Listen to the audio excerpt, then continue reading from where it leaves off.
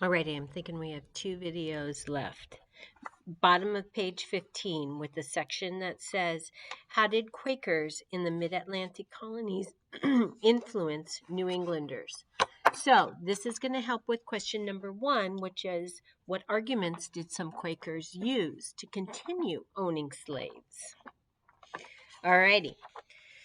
The anti-slavery movement grew most quickly in the mid-Atlantic states where Quakers made up a large segment of the population.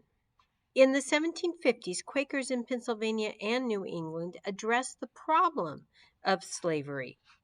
While sometimes condemning slave ownership, most resolutions they wrote focused on trading in slaves, which some Quakers called man-stealing. Today, we would view both trading and owning slaves as immoral, but many people in this time period distinguished between the two, accepting slave ownership but denouncing slave trading. I guess it's an evolution. Ideas take time to grow and change. Think of voting rights, right? Okay. The discussions taking place at the meetings had an effect on Quakers and occasionally others in New England. Here is a quote by John Woolman. Suppose a white child falls into the hands of a person who endeavors to keep him a slave.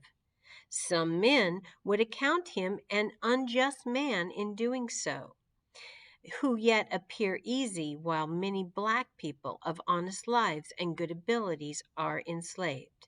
This is owing chiefly to the idea of slavery being connected with the black color.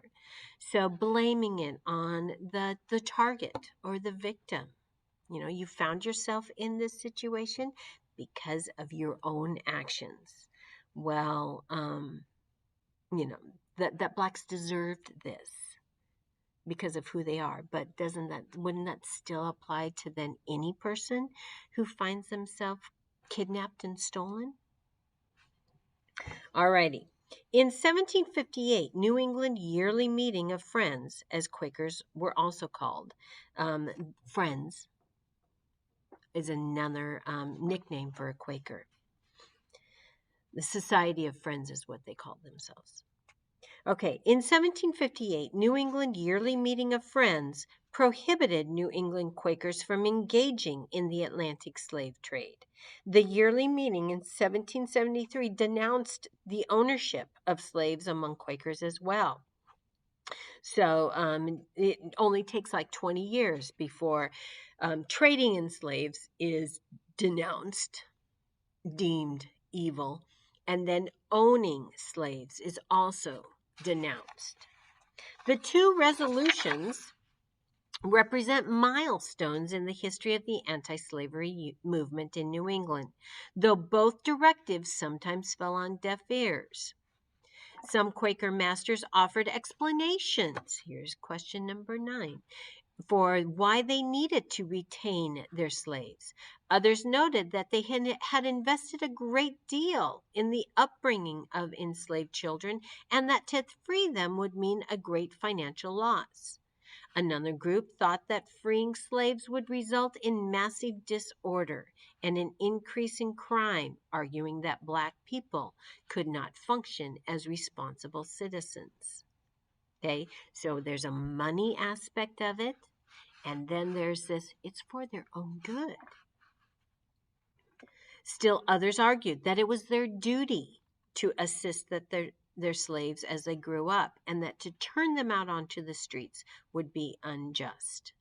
Quote, he said that she had children that needed the immediate care of a mother, and he looked upon it to be his duty to keep her to nurse and bring them up. So this is one person's refusal of why he won't free his slave.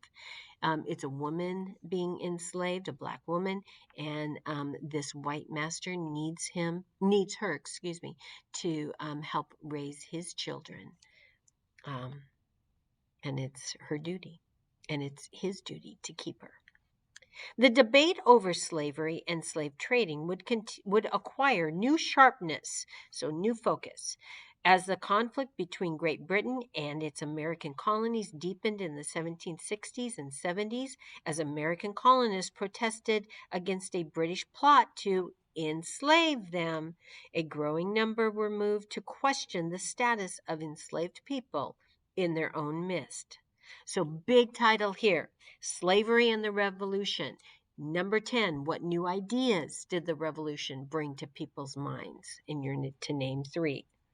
The American Declaration of Independence was signed in July 1776, but the roots of the revolution reached back into the 1760s when British officials enacted new regulations on American commerce, mercantile laws, navigation acts. The British hoped to raise revenue to pay off the enormous war debt from the just completed 7 Years' War with France, also known as the French and Indian War. Colonial merchants thought the new regulations were unfair and would destroy their businesses. The resulting protests escalated from open resistance to war and finally to independence for the North American colonies. What British laws did slave trading colonists most dislike? So we're focusing just on the slave trade. In 1764, Parliament passed the Sugar Act, an act that promised to increase enforcement of existing laws prohibiting North American colonists from trading with non-British ports. Rhode Island merchants, who often regularly, if illegally, traded regularly, if illegally, with the French and Spanish colonies in the Caribbean, were furious. Rhode Island officials sent a letter of protest to England. They noted that less than 20% of the molasses that came to Rhode Island was from British colonies, and that the new act would cripple their economy. The letter also noted Rhode Island's dependence on the slave trade. The colonists argued that the new laws would make them unable to pay for the British goods they imported annually, and Britain would lose out in the end. The colonists' pleas had no effect. Here's part of their argument, quote, solely from the prosecution of this trade with the other branches that are pursued in consequence of it, arises the ability to pay for such quantities of British goods. Okay, so that's, I wish they would have chosen a different quote. But what they're saying is, in the long run, Britain, you too are going to suffer because we will not be able to pay our debts that we owe to British merchants. It's this snowball effect. If you are going to raise the cost of molasses to us, we won't be able to sell our goods, we won't be able to buy your goods, we won't be able to pay the debts that we owe already. In 1765, the British Parliament passed the Stamp Act, which required colonists to pay taxes on a number of everyday products. Remember that little scenario I played with you? Colonists had to buy a stamped piece of paper to prove they had paid the duty, another name for tax. It's also called a tariff. Rhode Islanders began to question their relationship with Great Britain. They insisted that no tax could be imposed on British subjects without the consent of their own representatives.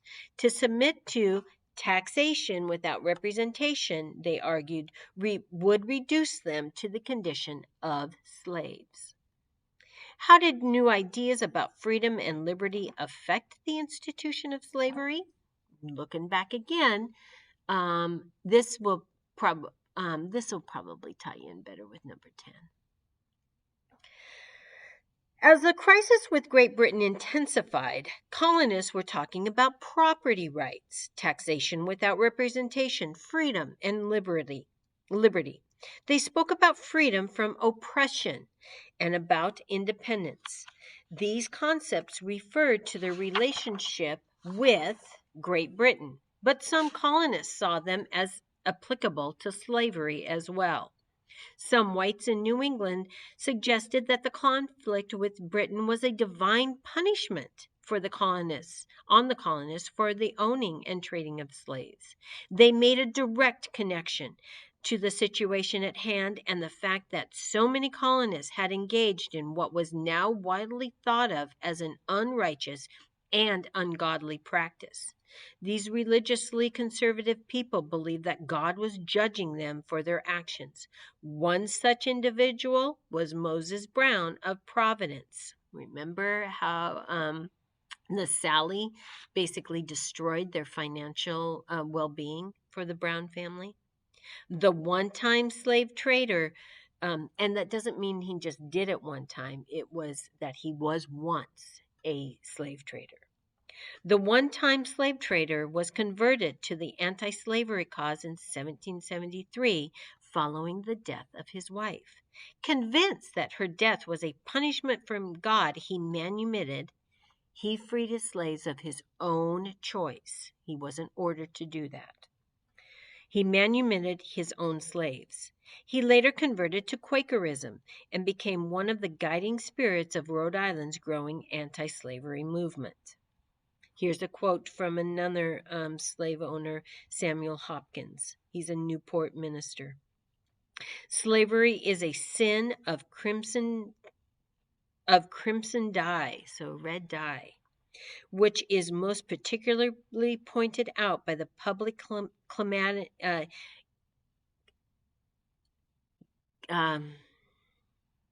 calamities. Sorry, I had to look at it and then I had to think about how to say it. The public calamities which have come upon us. So God is causing people's deaths. God is bringing flood. Think of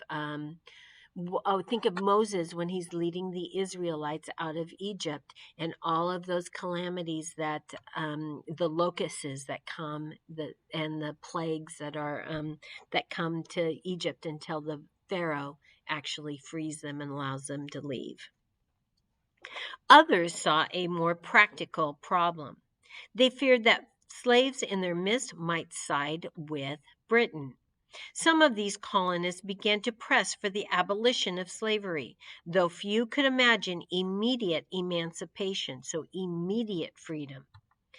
Some suggested freeing slaves over time or paying masters to free their slaves.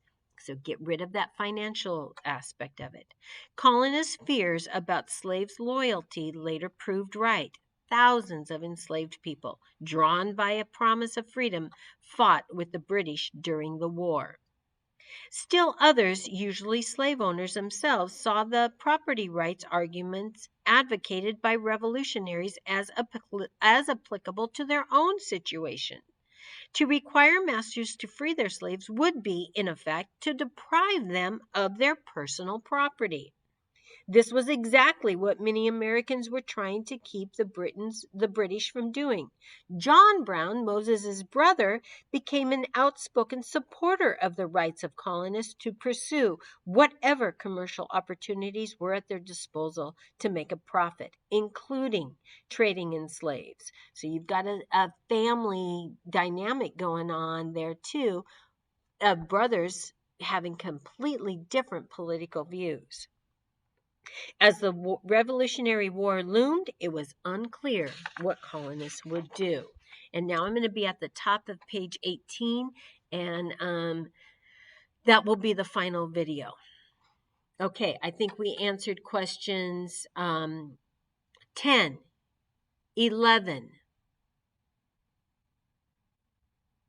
and then 12 will be with the second, the 12, 13, and 14 will be with the final video.